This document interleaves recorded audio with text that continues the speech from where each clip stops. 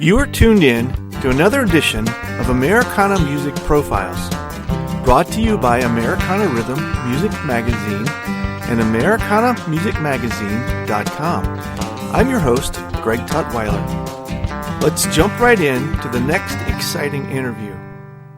Singer-songwriter Brandon Allen has been down a lot of different roads as an artist and gained some recognition along the way, including Best Rock Vocalist at the Los Angeles Music Awards and Breakout Artist of the Year at the American Christian Music Awards. These days, he's settled into a life and a music style, dedicating his musical art to being someone who tells the stories of the forgotten people he's met along the way. His new band is the Boxcar Junkies, and Brandon is my guest on this edition of Americana Music Profiles. Hi, Brandon. Welcome to the podcast today. Oh, thank you so much. I'm really happy to be here. Yeah, I'm glad we get a chance to talk. Looking over your notes and your career, and you've had a pretty interesting journey with your life. Yeah, I definitely have. I'm just, I'm blessed to still be doing it, So, if you don't mind, let's go back a little bit and talk about the roots of how music started for you. I know you kind of had some different, took some different paths as a younger person, but ended up with a fairly new band and a new record on the way. How did this start for you? Well, it goes back to when I was a kid, actually. I mean, I grew up in a family band and started playing locally. I finally made my venture out west and started doing the music, and actually I had gotten into Christian music for a while, and from there I got into more of an Americana and did a few records with some friends of mine, Troy Laquetta, which I mentioned, from Tesla, and he opened a lot of doors, which were great. And, so everything was going great, like you would think, and then a few wrenches, I guess you would call, in the way of life happened, and what I like to say about that is a lot of people don't realize how easy it is for circumstances to sometimes overwhelm us, and sure. And I know that to be true, just from a personal experience. So going through a lot from where I was, where I thought I had a certain degree of success, to literally to nothing again. Really it put a perspective on my life in terms of just how fragile our infrastructure can be. Yeah. So I thought, after going through, I guess, what I call my exodus, when I came back to kind of the music business or music scene, I guess, I wanted to really do something that mattered with it. I mean, I love music and I love how it makes folks feel and myself, but it's a great tool to be able to build a platform so, I guess we can kind of get the message out there about things that I guess you don't think about every single day. Just like, for instance, it's snowing here today, and in my mind I'm thinking, man, I wish I had a whole bunch of coats I could go hand out, Oh, right, okay. that are out there. Yeah. Under their circumstances, you know what I mean? And so I started this Hobo Nation and Boxcar Junkies with that in mind, just kind of writing about my personal experiences and what I had been through from my side, from the personal side of it. And then, of course, getting out of that, I wanted to figure out a way, well, how can we spread awareness along with getting folks involved to just kind of help those that need help, So that's kind of where Boxcar Junkies started. And so now we're partnering up with, local volunteer organizations and communities when we go into their towns and locally here with the homeless and, just all types of, like I say, folks that are pinned down under their, with their circumstances. And then so we put a portion of what we bring in and towards that, as well as give people an opportunity to be able to kind of give back as well and enjoy some great music, and hopefully, it's to them. Yeah. It's kind of where we're at with that. The album, the new EP just dropped last month, and I'm just blown away with the response that we've been getting from it, and it goes back to my Indiana roots, Americana record, So I'm really really happy with it, excited about it, and you've kind of come full circle with your music. I read where you in the earlier part of your career it actually won best rock vocalist. I think I've got that right in the LA area, and then kind of come through life and settled into this kind of acoustic, almost Americana feel with your music. Yeah, and you know what that is actually just going back to my roots. I grew up playing country and Americana my whole life, pretty much, and then you go through that phase, and so go through the rock thing, which I loved, and I did the blues things, which I enjoyed, and so on and so forth. But the singer-songwriter is, for me, is the first time I ever picked up an acoustic guitar. I was 12 years old, and to this day, I don't know how to play an electric guitar if you paid me. Really? because it rang through to me so deeply and spoke to me so much as a writer. I found, the golden egg, I would call, or the golden goose, or whatever they call it, right? For me, it's exactly what I knew that's who I was, what I wanted to be, and what to do was write songs and be an organic player, and so that's basically, where we are now these days, is just kind of, again, being true to yourself, not to the market. Yeah. It's not about what you sell. It's not about, all of this, with all this crazy social media and all this. It's just, it's madness out there in this business, and I didn't do the record for the business, I did it for the music, I did it for the songs, and for the people, and for myself, that's selfish level.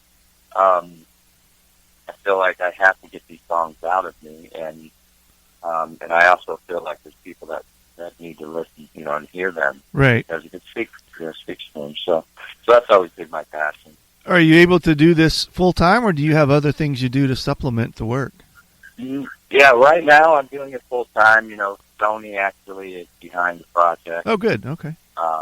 Yeah, so we're fortunate. I signed with them actually in Houston, and we decided to come back to Nashville, where I've been off and on quite a few years, do the release and all of that. And of course, once I came back, I was like, I'm never leaving again. I just love it here. Yeah. Yeah. The songs that you write, are they songs that you have accumulated over time, or are they songs that you finally are now are able to sit down and actually write finally with some time that you have? It's actually a combination of both, which is kind of ironic because typically when I write a record, I guess I write it kind of like I would write a book or a movie or something. I usually do. I write a project at a time. Where you see a lot of writers that just sit down and they just write songs. I'm not that guy. I kind of let the song write itself, and so this EP, there's some new ones or recent, but there's actually some that span all the way back 7 years ago when I had originally, I guess, stepped out of the music business for a little while and on the music scene, and just kind of got in my old truck and drove cross country with my guitar. I mean, it's a song in itself, and started playing smaller places, and I just kind of like stuck out from the whole thing, and I kind of wrote about it, obviously throughout the period of that 7 years. So, but it has its own spirit. This project, and each song almost sounds like I sat down and wrote them at the same time. Okay. So that's how I know, like, okay, this is definitely a meant to be project. Yeah. Mm-hmm. So is the Boxcar Junkies, is this fairly new for you? Is this the band that you work with presently? Yeah, this is a brand new project. Okay. Like I say, it's many years in the making, but it's just now coming to the surface in terms of, releasing video and, recording the video, recording the songs and the EP, getting Sony behind it, as a lot of music group. We've got some folks, we're setting up tour dates and all of that to really take it to the people. So, because as a writer, everything I sing, I actually, I live. Everything comes from a personal experience. With that, so it's been a long time coming, but we're really excited about it because I've done, 2 or 3 records or whatever, as a solo artist with Brandon Reed Allen. And essentially this is a solo, record, I would say, because there's no actual set band. Boxcar Junkies is one of them things I wanted it to be more open, where we can, have whoever's around in town or wants to tour come on out and we can, basically just make magic, each time. Yeah. So, yeah. Yeah. So when you get a chance to tour, then will this be a solo act, or do you have some folks that will comprise the Boxcar Junkies band when you go out? Exactly. And basically, like, for instance, this release party, of course, that's going to be the full band. And I've really been fortunate and blessed to be able to have, great players. I think, Nashville is so full of them. Sure. And then as I say, my buddy, Troy Riquetta from the band Tesla, he's playing drums. He's involved in it with me, which is great. And so there's really no shortage of musicians. There's just, like I say, as right now, build it and they will come kind of thing. I just want to leave it open. So we're doing acoustic stuff. I'm doing acoustic shows and doing full band shows. When we hit when we tour, for the most part, it'll be full band.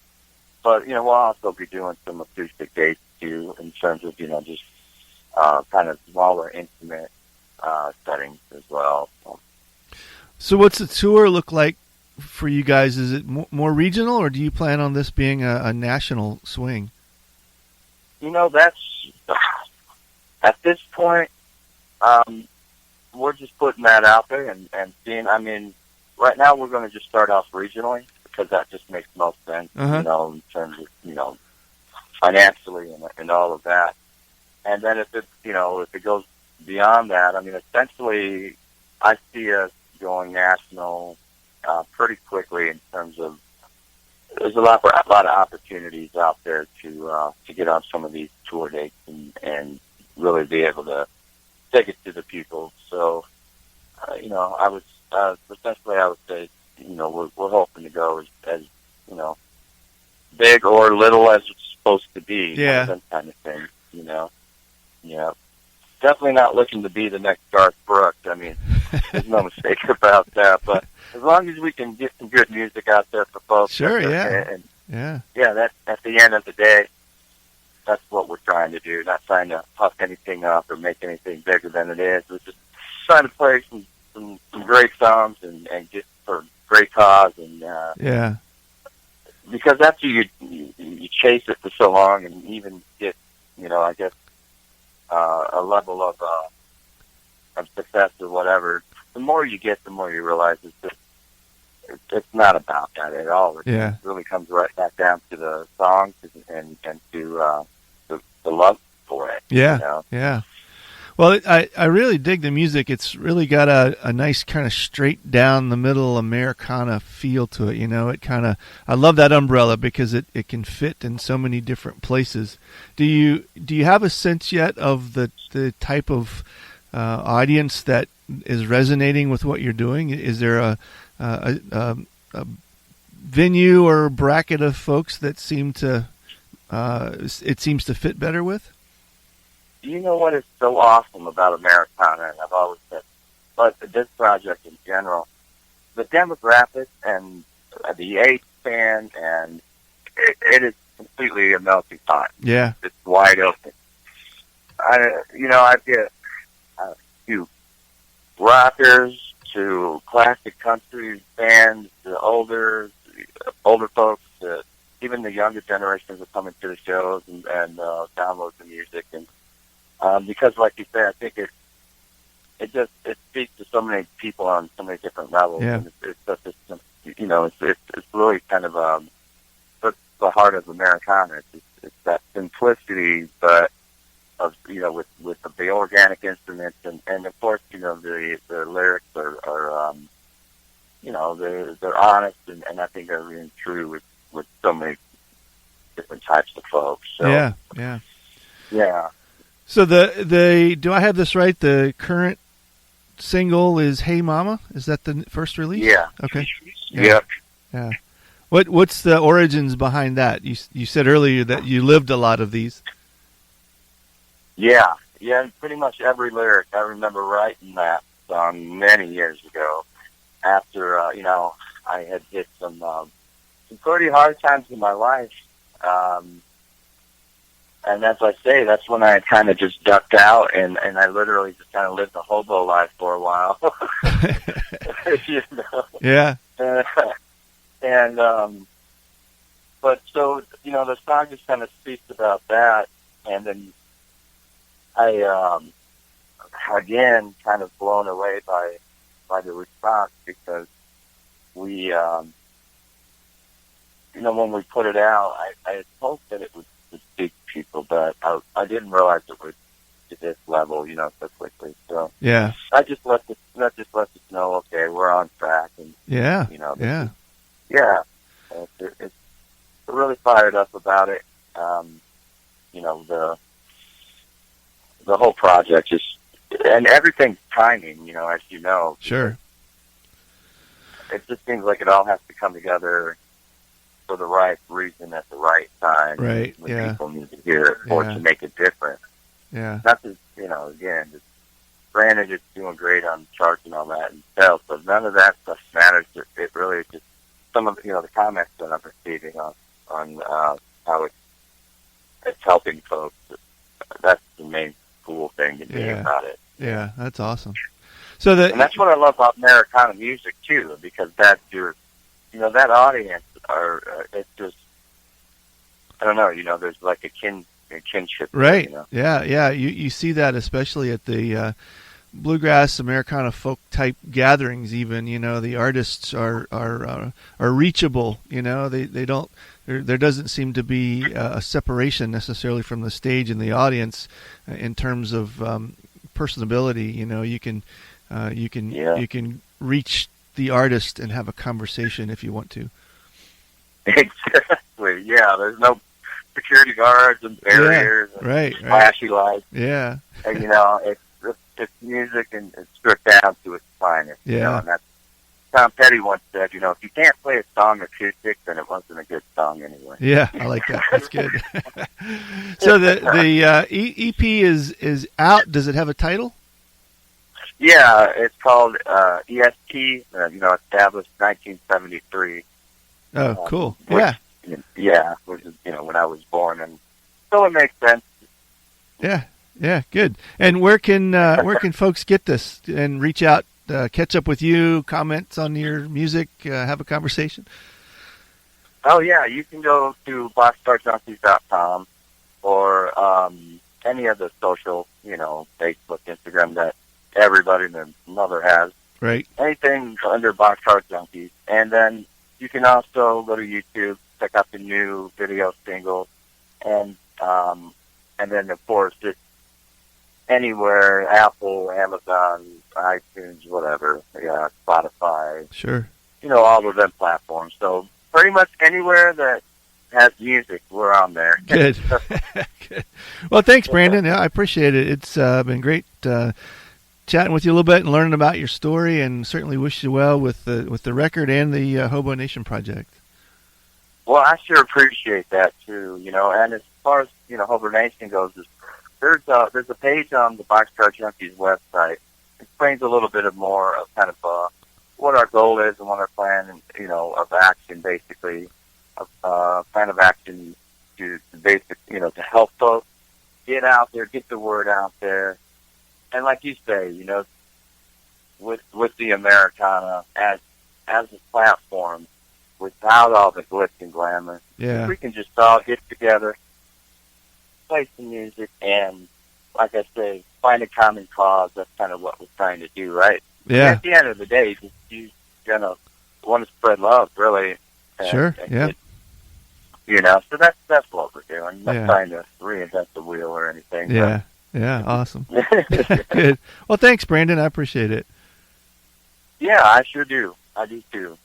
Thanks again for tuning in to this episode of Americana Music Profiles. Find us on iTunes at Americana Music Profiles and on the internet at AmericanaRhythm.com.